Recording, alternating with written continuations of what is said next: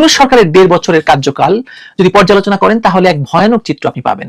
যে ব্যক্তি মাইক্রো ক্রেডিটের জনক হিসাবে বিশ্বব্যাপী পরিচিত, তিনি একটি পূর্ণাঙ্গ দেশের অর্থনীতিকে মাইক্রো স্কেলে নামিয়ে এনেছেন। শেখ হাসিনা যেখানে এই ইকোনমিকে ম্যাক্রো করেছিলেন, বৃহৎ করেছিলেন, অথচ বাংলাদেশ ছিল উন্নতির পথে এগিয়ে চলা একটি উঠতি অর্থনীতির দেশ।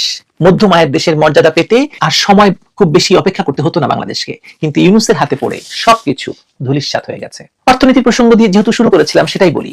যে দেশ গত এক দশকে গড়ে ৬% উপরে জিডিপি প্রবৃদ্ধি বজায় রেখেছিল, ইউনূসের হাতে সেটা ৩% নেমে এসেছে। ১.৫ বছরেই ৩.৫ লাখ কোটি টাকার সরকারি ঋণ বাড়িয়ে তিনি বিদায় নিচ্ছেন, অথচ এই ঋণ কোথায় কিভাবে ব্যয় হয়েছে তার কোনো হিসাব নেই। রাজস্ব আদায়ে গত ৬ মাসে প্রায় $১.৫ লাখ কোটি টাকার ঘাটতি হয়েছে। বৈদেশিক মুদ্রার রিজার্ভ রেকর্ড পরিমাণে কমেছে। একসময় $৪৮ বিলিয়ন কাছাকাছি যে রিজার্ভ ছিল তা এখন হ্রাস পেতে পেতে কোথায় নেমেছে আপনারা জানেন। অথচ আওয়ামী লীগের বিরুদ্ধে $২৩ বিলিয়ন পাচারের অভিযোগ তুলছেন, কিন্তু এর পক্ষে কোনো প্রমাণ উপস্থাপন করতে পারেননি এই ইউনূস মহাজন বা তার সরকার। শুধু অর্থনীতি নয়, সামাজিক ক্ষেত্রে ব্যাপক ক্ষতি হয়েছে দেশের। সংখ্যালঘুদের উপর নির্যাতন বেড়েছে, ধর্মীয় সম্প্রদায়ের মানুষের বাড়িঘর, ব্যবসা প্রতিষ্ঠান আক্রমণের শিকার হয়েছে, এমনকি তাদের অনেককে দেশ ছাড়তে বাধ্য করা হয়েছে। এটা শুধু মানবিক বিপর্যয় নয়, দেশের জনবৈচিত্র্য এবং সামাজিক সংহতিরও ক্ষতি। শিক্ষাক্ষেত্রে বিপর্যয় নেমেছে, বিশ্ববিদ্যালয়গুলোতে অস্থিরতা, শিক্ষকদের উপর হামলা, শিক্ষার পরিবেশ নষ্ট হয়ে যাওয়া। আর যে দেশের তরুণরা একসময় বিশ্বের বিভিন্ন দেশে গিয়ে উচ্চশিক্ষা নিয়ে আসতো, ইউনূস কি বলেছেন যে বাংলাদেশিরা জালিয়াতিতে চ্যাম্পিয়ন। তার এই মন্তব্যের কারণে এখন তাদের সনদপত্রের বিশ্বাসযোগ্যতা নিয়ে প্রশ্ন উঠবে। গার্মেন্টস সেক্টরের কথা বলি। গার্মেন্টস সেক্টরের বিপর্যয়ের চিত্র আরো ভয়াবহ। গত 18 মাসে 2 শতাধিক গার্মেন্টস এবং টেক্সটাইল কারখানা বন্ধ হয়ে গেছে।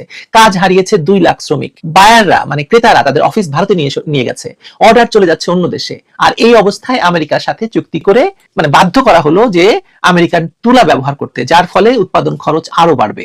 রাজনৈতিকভাবে দেশে একটি বিভক্তিমূলক পরিবেশ তৈরি হয়েছে। মুক্তিযুদ্ধের ইতিহাস নিয়ে বিতর্ক শুধু নয়, মুক্তিযুদ্ধের ইতিহাস বাদই দেওয়া হয়েছে। জাতীয় নেতাদের ভাস্কর্য ভাঙচুর ভেঙে ফেলা হয়েছে, এমনকি জাতির পিতার নাম মুছে দেওয়া হয়েছে প্রায়। এসব কিছু সমাজে এক ধরনের অস্থিরতা, বিভাজন তৈরি করেছে, যার প্রভাব দীর্ঘস্থায়ী। কূটনৈতিক ক্ষেত্র বলি। কূটনৈতিক ক্ষেত্রে ব্যাপক ক্ষতি হয়েছে ডক্টর ইউনূসের হাত ধরে। ভারতের সাথে সম্পর্কের অবনতি হয়েছে, যুক্তরাষ্ট্রের কাছে আত্মসমর্পণের চুক্তি করেছে, চীনের সাথে সম্পর্ক নিয়ে একটা ধোঁয়াশা। এর ফলে বাংলাদেশের ভূরাজনৈতিক অবস্থান দুর্বল হয়ে পড়েছে। ইউনূস সরকারের সবচেয়ে বড় অপরাধ হলো দীর্ঘমেয়াদী চুক্তি করা। একটি অন্তর্বর্তীকালীন সরকার যার কাজ ছিল বিচার, সংস্কার, নির্বাচন, সেই সরকার 20, 30 এমনকি 33 বছর পর্যন্ত চুক্তি করে গেছে। এসব চুক্তির খেসারত দিতে হবে ভবিষ্যতের সরকারগুলোকে। আরেকটি বড় সমস্যা হলো জঙ্গিবাদের উত্থান। গত 1.5 বছরে জঙ্গি সংগঠনগুলো নতুন করে মাথাচাড়া দিয়ে উঠেছে, কারণ সকল জঙ্গি মুক্ত। এর ফলে আন্তর্জাতিক অঙ্গনে বাংলাদেশের ভাবমূর্তি হয়েছে একটি উঠতি জঙ্গিবাদী দেশ হিসাবে। নিরাপত্তার ক্ষেত্রে ব্যাপক অবনতি হয়েছে। খুন, ধর্ষণ, ছিনতাই, চাঁদাবাজি সব ধরনের অপরাধ বেড়েছে। মব দিয়ে সাধারণ মানুষ হত্যা, ব্যবসা দখল, সাধারণ মানুষ নিরাপত্তাহীন হয়ে গেছে। হেনরি কিসিঞ্জার একসময় বাংলাদেশকে তলাবিহীন ঝুড়ি বলেছিলেন। ইউনূসের শাসনামলে মনে হচ্ছে সেই তলাবিহীন ঝুড়িতে আমরা আবার ফিরে গেছি।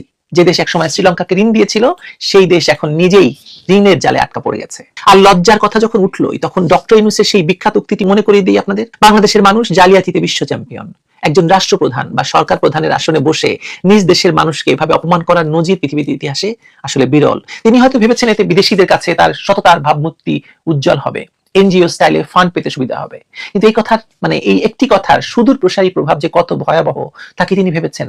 আজ যখন আমাদের মেধাবী ছাত্ররা উচ্চশিক্ষার জন্য বিদেশের দূতাবাসে দাঁড়াবে, কিংবা আমাদের ব্যবসায়ীরা যখন আন্তর্জাতিক বাজারে ডিল করতে যাবে, তখন তাদের দিকে সন্দেহের চোখে তাকাবে মানুষ, কারণ তাদের নেতা নিজেই সার্টিফাই করে গেছেন যে তারা জালিয়াত। এই আত্মঘাতী বয়ান দিয়ে তিনি কেবল বর্তমান প্রজন্মকে নয়, ভবিষ্যৎ প্রজন্মের গায়েও কলঙ্কের কালি মেখে দিয়েছেন। সব মিলিয়ে বিগত 18 মাসে আমরা যা দেখলাম তা কোনো স্বাভাবিক শাসনকাল ছিল না। এটি ছিল রিসেট বাটন চাপার নামে পুরো সিস্টেমকে ধসিয়ে দেওয়ার এক মহড়া। জ্বালানি খাতে এক্সেলারেট এনার্জির সঙ্গে দীর্ঘমেয়াদী এলএনজি কেনার চুক্তি, শ্রম আইন পরিবর্তন,